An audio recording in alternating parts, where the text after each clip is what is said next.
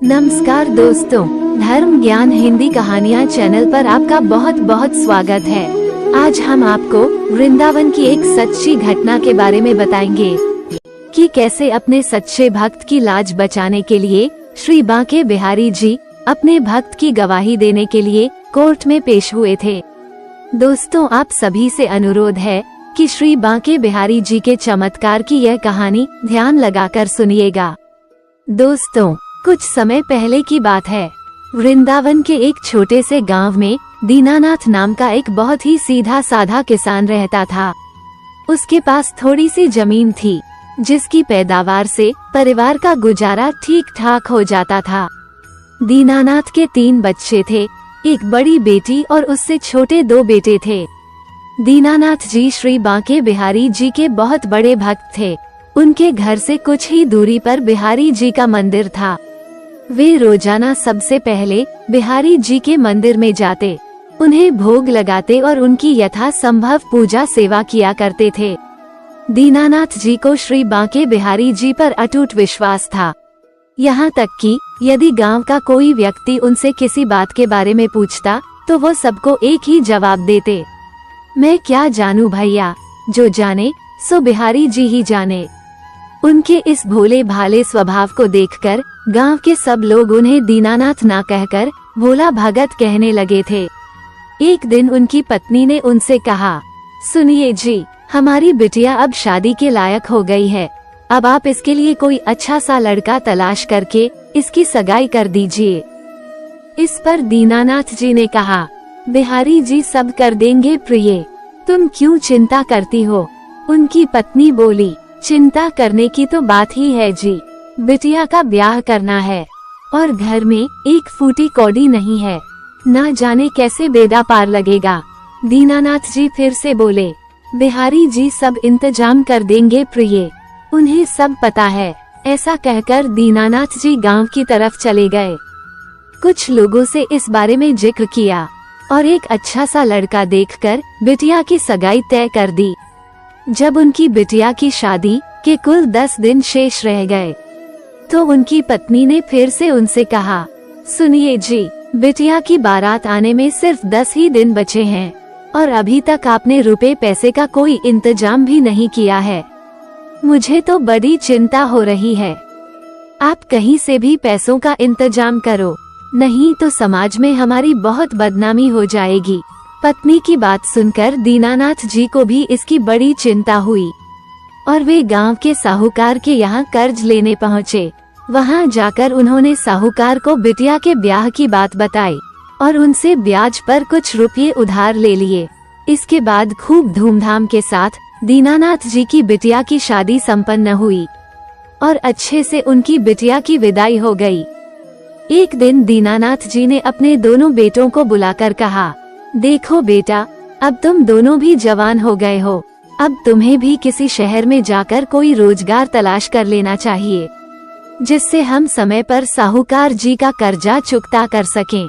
अगर हमने तय समय के भीतर उनका कर्जा नहीं लौटाया तो ये 2-4 बीघा जो जमीन है वह भी हाथ से चली जाएगी। दीनानाथ जी के दोनों बेटे भी बहुत समझदार थे। उन्होंने अपने पिता की बात मानी और कुछ काम ढूंढने के लिए शहर चले गए। कोई 2 साल बाद वे दोनों भाई पर्याप्त धन कमाकर अपने घर लौटे और जितना भी रुपया पैसा उन्होंने कमाया था वो सारा का सारा अपने पिता के हाथ में सौंप दिया। इतना धन साहूकार जी का कर्जा चुकाने के लिए काफी था। अगले दिन दीनानाथ जी वो रुपया लेकर साहूकार जी का कर्जा लौटाने चले। रास्ते में श्री बांके बिहारी जी का मंदिर पड़ा। दीनानाथ जी हमेशा की तरह मंदिर में गए, उन्हें प्रसाद चढ़ाया और फिर साहूकार जी के घर पहुँचे। पहले उन्हें प्रणाम किया और फिर ब्याज समेत उनका सारा पैसा उन्हें लौटा दिया। साहूकार ने भी हिसाब लगाकर पैसा गिना और अपने बही खाते से भी दीनानाथ जी का नाम काटकर उसके सामने लिख दिया कि दीनानाथ जी ने उनका सारा रुपया सूद समेत लौटा दिया है। जब दीनानाथ जी रुपया लौटाकर वापस जाने लगे तो साहूकार ने उन्हें रोककर एक पर्ची उनके हाथ में थमा दी, जिसमें लिखा था कि दीनानाथ जी ने मेरा सारा कर्जा सूद समेत लौटा दिया है। और फिर दीनानाथ जी से बोले, इस पर्ची को ठीक से पढ़कर देख लो भाई, मैंने इसमें सारा हिसाब साफ साफ लिख दिया है।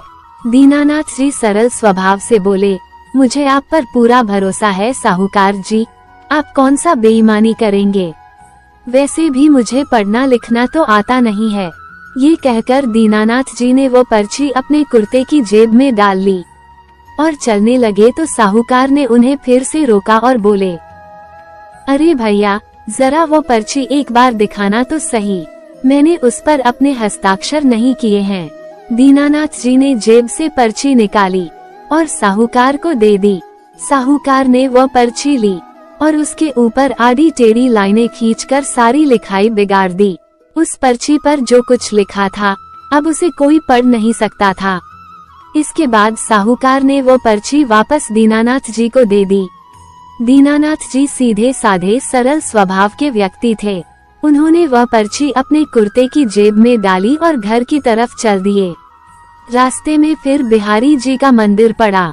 दीनानाथ जी भगवान का शुक्रिया करने के लिए मंदिर में गए और जाकर वह पर्ची बिहारी जी के चरणों में रखकर बोले, बिहारी जी, आपके आशीर्वाद से बिटिया का ब्याह अच्छे से हो गया और आज आपके आशीर्वाद से मैंने साहूकार जी का कर्जा भी लौटा दिया है। इस पर्ची में उसका सारा हिसाब किताब लिखा है। आप तो जानते ही हैं कि मुझे पढ़ना लिखना नहीं आता।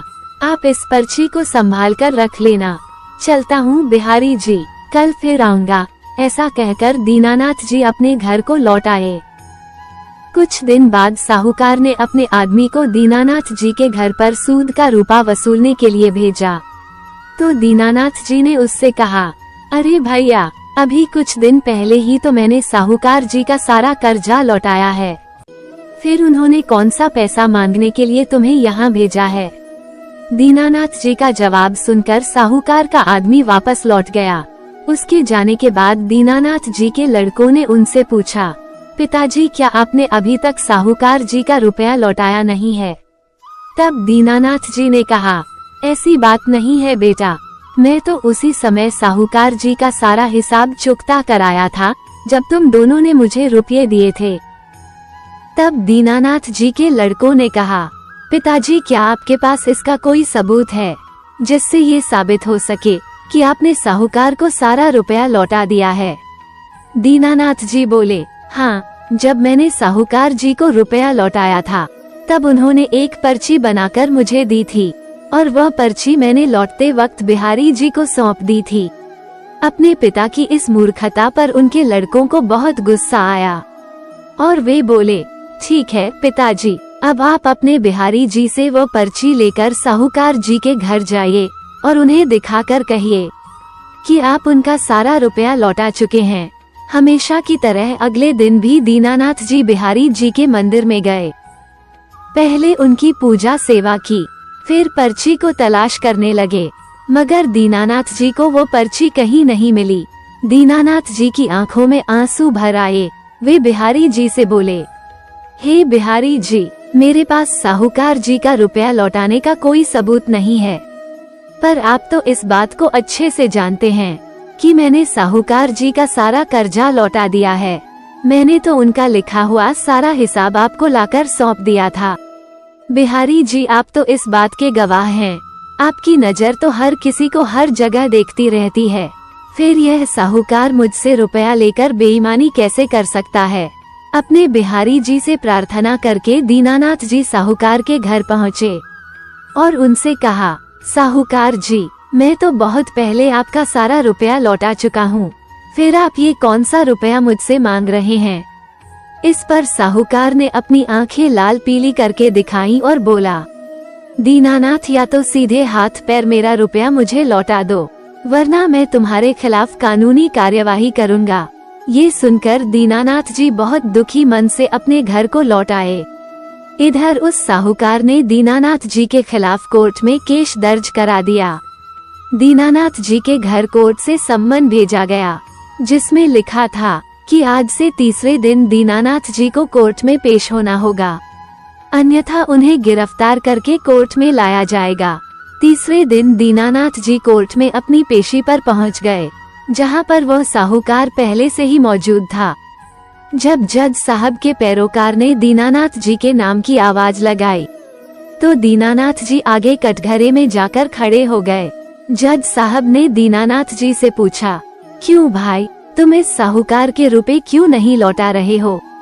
तब दीनानाथ जी बोले, जज साहब, मैं तो पहले ही साहूकार जी का सारा कर्जा सूद समेत लौटा चुका हूँ। पता नहीं क्यों साहूकार जी मुझसे दोबारा रुपया मांग रहे हैं। जज साहब ने पूछा, क्या तुम्हारे पास इस बात का कोई सबूत है जिससे ये पता चल सके कि तुमने इस साहूकार का कर्जा चुका दिया है? दीनानाथ जी बोले, हाँ जज साहब, मैंने जब साहूकार जी का कर्जा लौटाया था तब इन्होंने एक पर्ची में सारा हिसाब लिखकर मुझे दिया था। जज साहब ने पूछा, क्या तुम वो पर्ची अपने साथ लेकर आए हो? दीनानाथ जी सरलता से बोले, जज साहब, घर लौटते वक्त वो पर्ची मैंने बिहारी जी को संभाल कर रखने के लिए दी थी, परंतु हमारे बिहारी जी से वो पर्ची कहीं गुम हो गई है। तब जज साहब ने कहा, अच्छा चलो कोई बात नहीं, अगर तुम सच कह रहे हो तो अगली तारीख पर बिहारी जी को इस बात की गवाही दिलवाने के लिए अपने साथ लेकर आना। जज साहब ने सोचा था कि बिहारी नाम का कोई आदमी होगा, अगर वो दीनानाथ के पक्ष में गवाही दे देगा तो मामला यहीं सुलझ जाएगा। यही सोचकर जज साहब ने बिहारी जी के नाम का भी वारंट जारी करा दिया और 3 दिन बाद की कोर्ट की तारीख लगा दी। अगले दिन एक सिपाही बिहारी जी के नाम का वारंट लेकर उस गांव में पहुंचा। रास्ते में उसे कुछ बच्चे खेलते हुए दिखाई दिए तो उसने उन बच्चों से पूछा कि बिहारी जी कहाँ रहते हैं।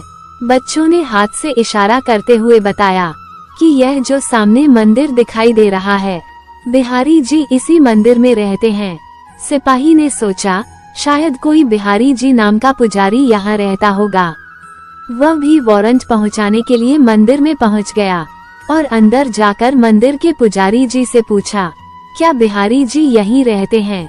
पुजारी ने कहा, हाँ भैया, बिहारी जी यहीं रहते हैं। अच्छा, तो आप उनके कौन लगते हैं? पुजारी ने कहा, जी साहब, मैं बिहारी जी का सेवक हूँ। सिपाही ने पूछा, मैं बिहारी जी के नाम का वारंट लेकर आया हूँ, क्या तुम बिहारी जी तक ये कागज पहुँचा दोगे?